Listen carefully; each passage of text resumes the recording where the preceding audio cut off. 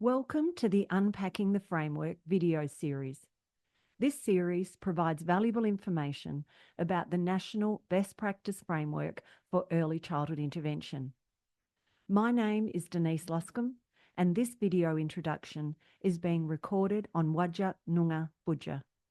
I acknowledge the traditional custodians of this land and the land you are listening from, and recognise their continued connection to country, waterways and community. I would also like to pay my respects to their elders past and present.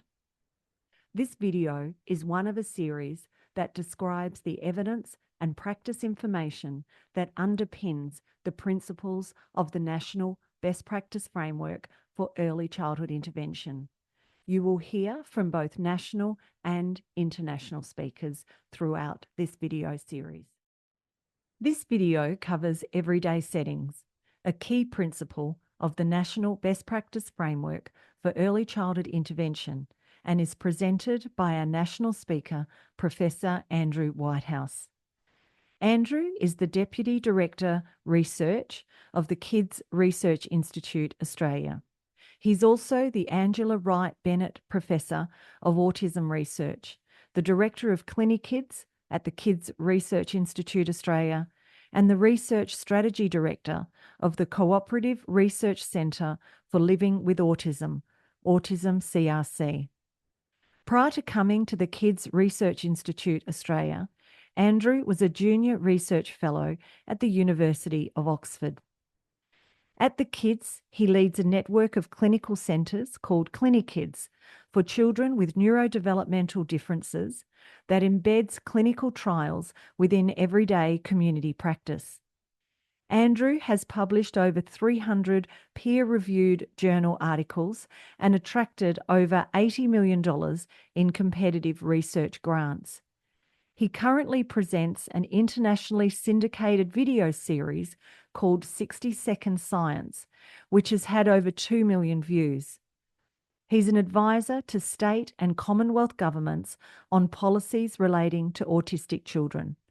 He chaired the committee that generated Australia's first national guideline for autism diagnosis and co-chaired the committee that developed Australia's first national guideline for early therapies and supports for autistic children.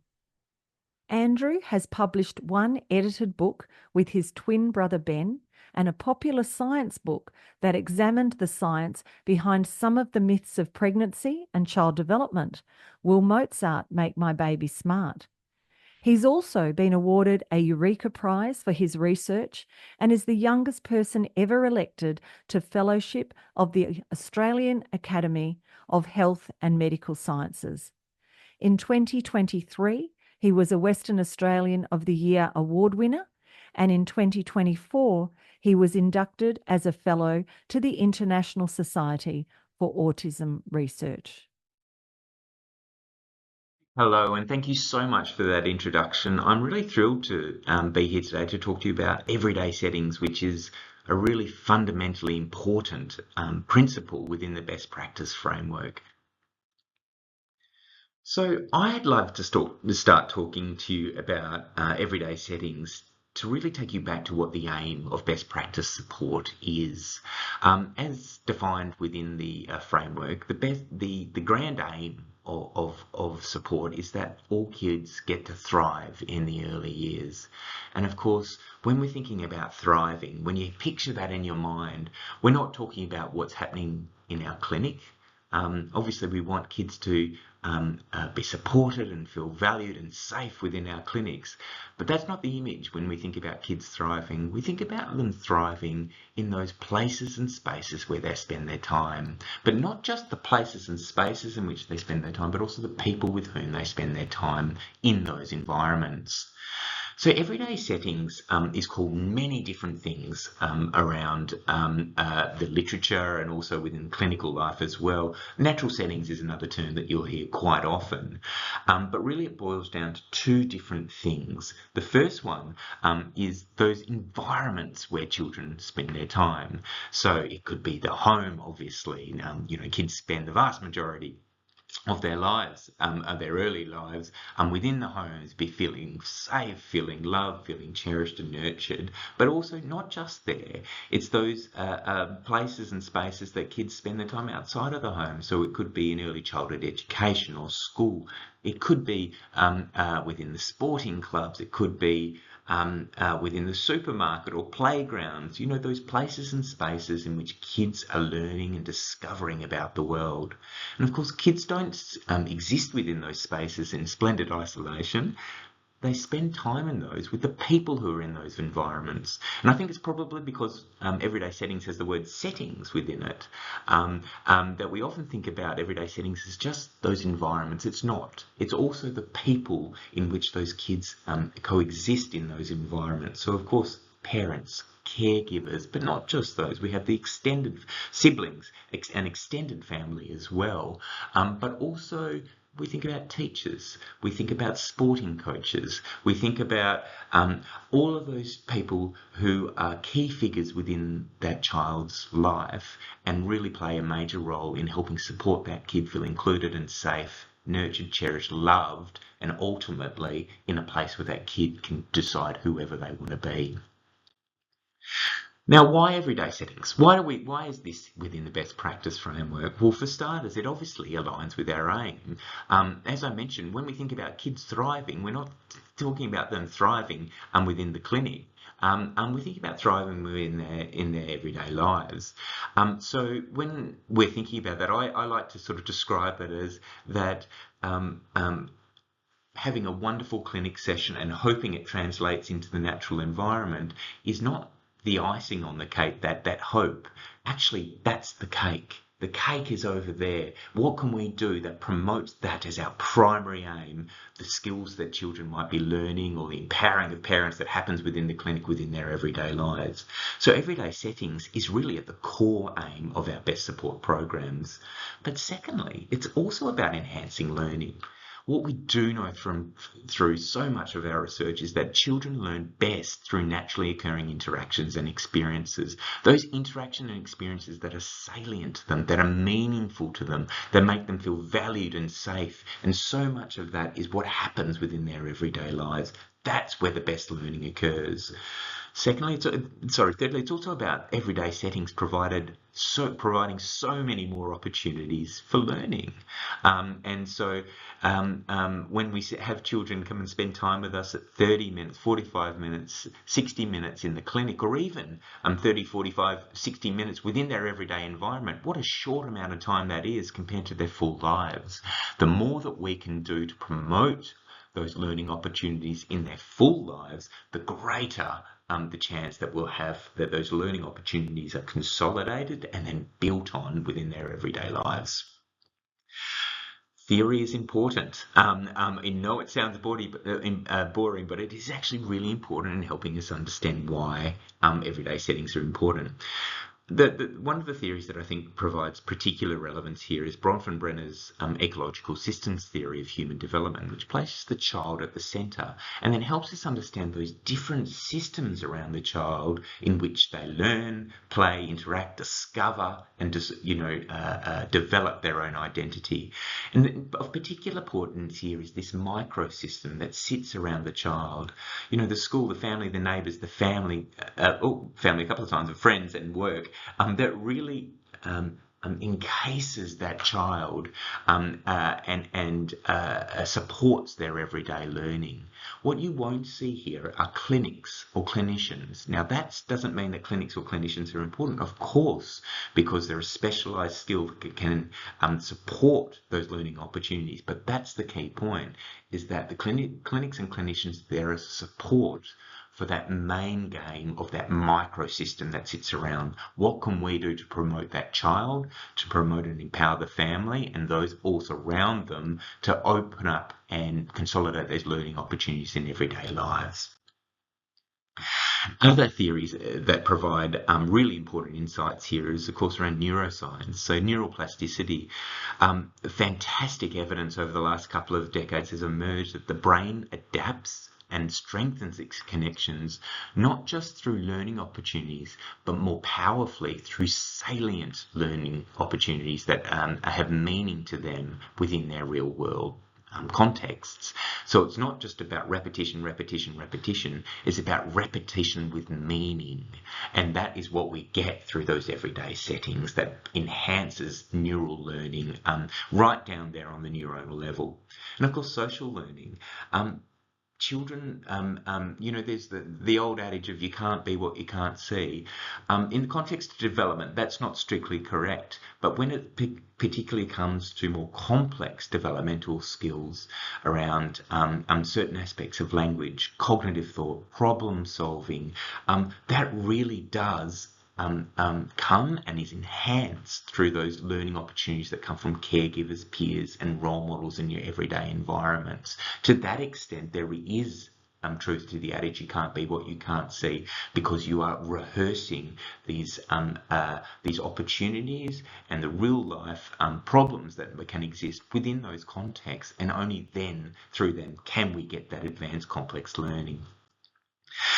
There is so much empirical evidence supporting the importance of everyday settings, and I thought that it would be important just to pull out one, and this is a tiny, tiny example of so much literature. This is in the area of autism, where 104 autistic kids were aged between 18 and 60 months. They're enrolled in a clinical trial. The clinical trial was really testing a tutorial, an online web tutorial for parents that was there to help parents understand how they can improve children's engagement in daily routines, and particularly embedding and enhancing those therapy messages that might have been received within the clinic, but putting them within those daily routines. So half of the parents of these children received half the children, their parents received this online web tutorial, and the half did not. And then over a period of time, several months, the researchers sought to understand what were the effects of this.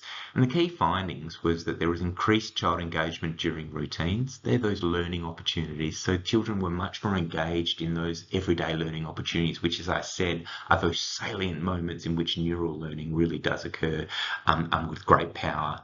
Secondly, there were effects in terms of child development.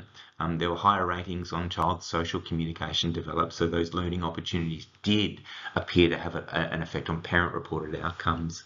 But also, there was lower parenting stress. Parents felt empowered over the environment in which they govern, their home environment, in which they can do what they are so desperate to do, and that's enhance and support their child's learning. So this is just one example of many examples, and here's a reference for that one.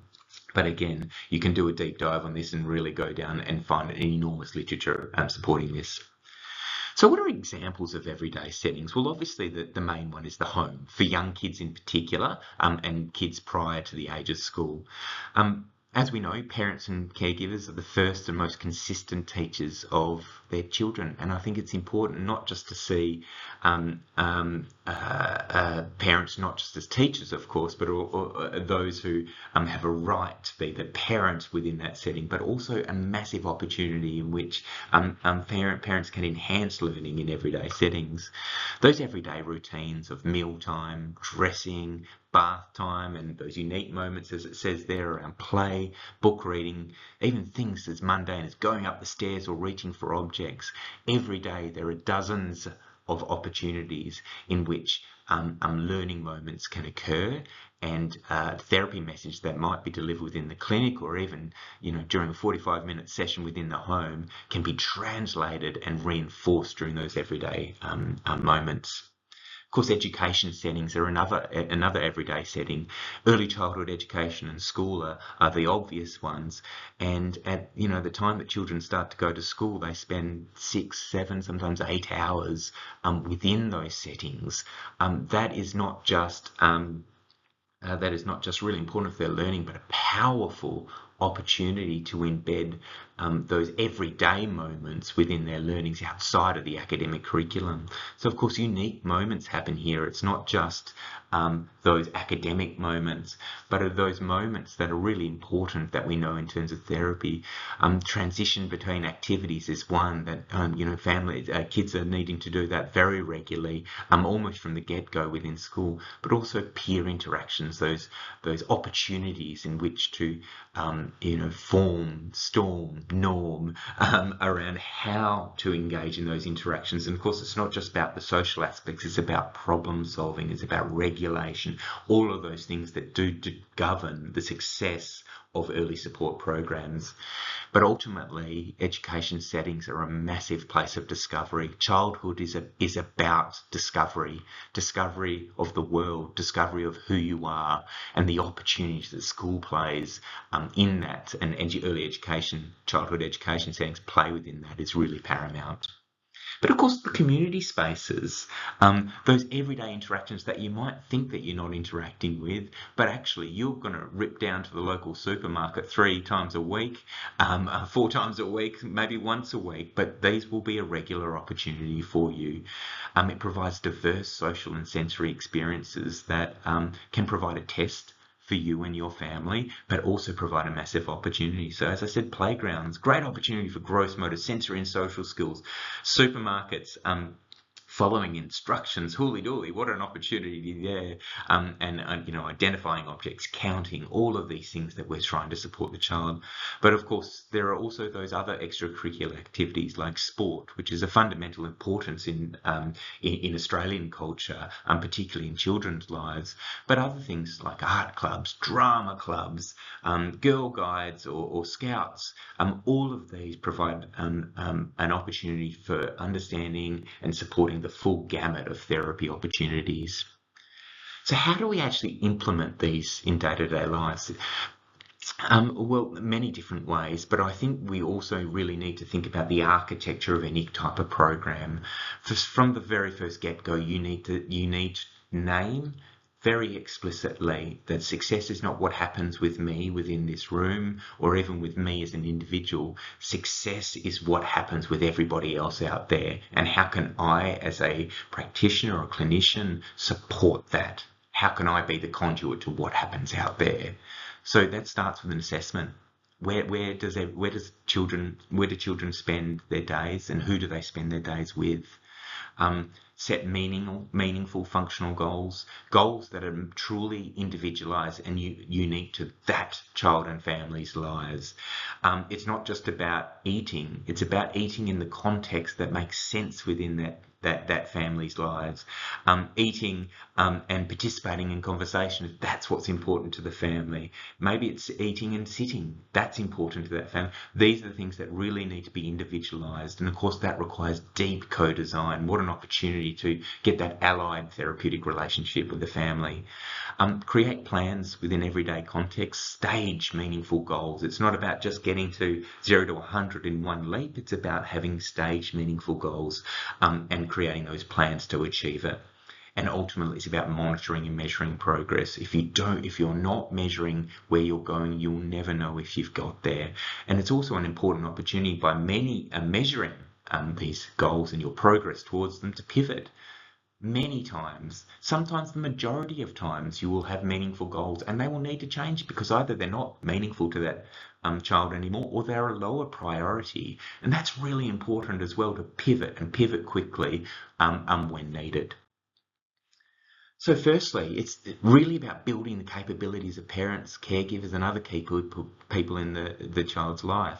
That might be teachers, that might be sporting clubs, it might be scout or guide leaders, it might be grandparents who spend a significant amount of time. Sometimes it is also about building that strength and resilience within siblings, being mindful that they are not there to be the child's therapist or clinician, but that resilience of that sibling and the understanding that sibling is a key, important and valued part of the family life can be really important.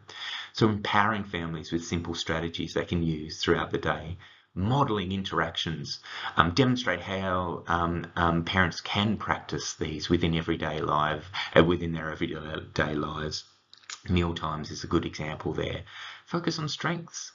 Help parents recognise that to carry these over into their everyday lives doesn't mean that they're there to be the full-time therapist of their child. It also helps you look at your child in another way to identify all the amazing things that they can do and build on that in their everyday lives.